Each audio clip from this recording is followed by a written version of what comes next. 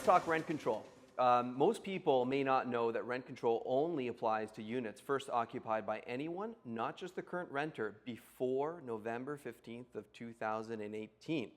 That's the magic date. For any units that came to market after that, there is no limit to how much rent can be raised annually. Do you agree with this policy? Yes. Yeah. Tell us why. I would agree with it. I think the whole rent control, yes, you need a limit. Don't get me wrong. But it's all still relative. Yes, if you had it in 2019 and you're getting a great rate, right? You have to keep in mind. And the problem, I think, the big thing is, yes, we want to help the renters. We want to make it affordable. But you have to remember, there's still people that own these properties.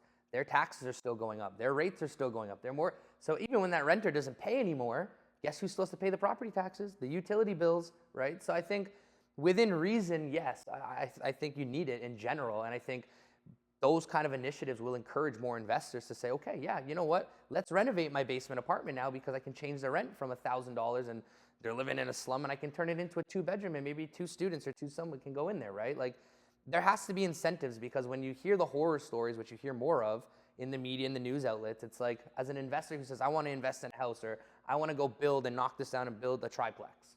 What is my initiative to do that if I can't control my rents or I can't increase or I can't do anything with it, right? Like it's discouraging. And there's other provinces that have no rent control. And what you're starting to see are the investors are going to the Calgarys, the East Coast, and that's what they're doing. They're going where it's just a money thing at the end of the day. It's just, this is what it costs me. This is what I need.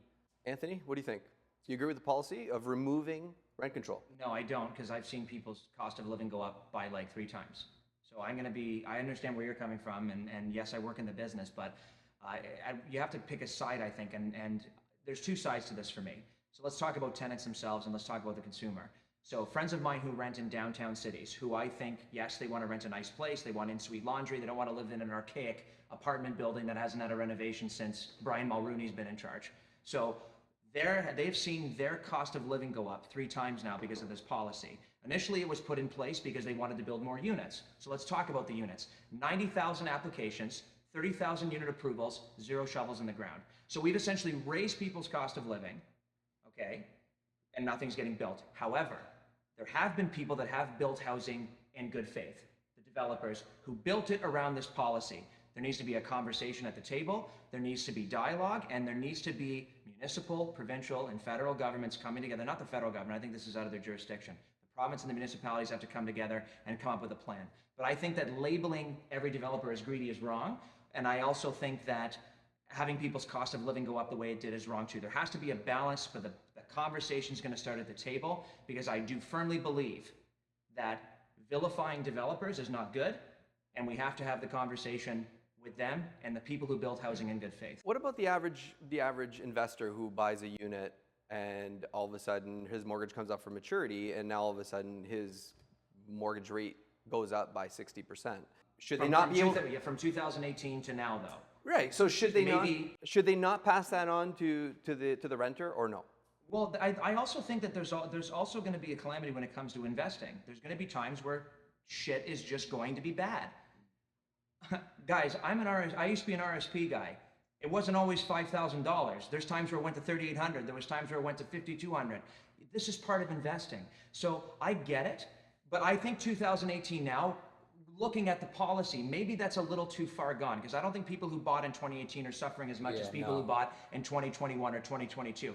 If you want to go from the peak, I'm down to reevaluate stuff. I'm down to work with people, but I'm not down to just say, get rid of it, carte blanche. I think that that's bad. I think if you're looking for a compromise, I would say for every 2-3 years, it increases. So if it's 2021, so you're bringing it up instead of leaving it so back. So you're for changing the date. If you want to accommodate, and I agree, cost of living is going up and everything. But anybody who is on the side of making progress on this file is having that dialogue with people. 100%. Not just saying, you're greedy, you're a bastard. It's, let's talk about where we need to make how we can help. Because, exactly. Again, it goes back to the same, the archaic condos.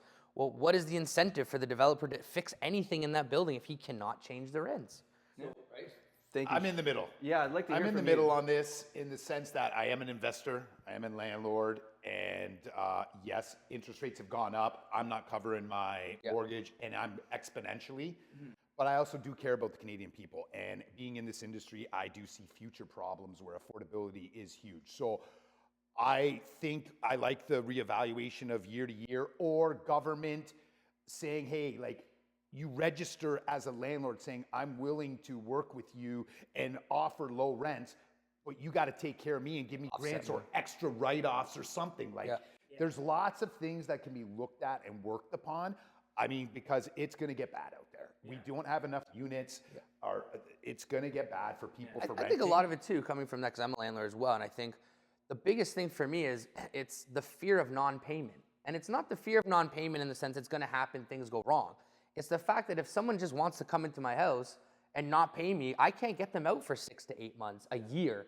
So that's where's kind of the like a incentive? checks and balance here It is. as well a middle on its own, ground. a It's little a middle bit. ground. Like, I'm not saying be greedy and just raise the rents. Like, it's all relative. Because if you were to go to your tenant and say $1,000 more, they can just say, well, they'll screw just you, say, but I'm not "Screw you." going to pay you. And it's still relative to the sense where if you move the dialogue from 2018 to now 2020 or to 2021, well, then it does change it a little bit, because from 2021, the rent also skyrocketed. So you're like, okay, let's move the bar. Let's keep moving it year over year so it's still relative, because you're right. In 2018, you could rent a one-bedroom down there for about, what, $1,600 in Toronto.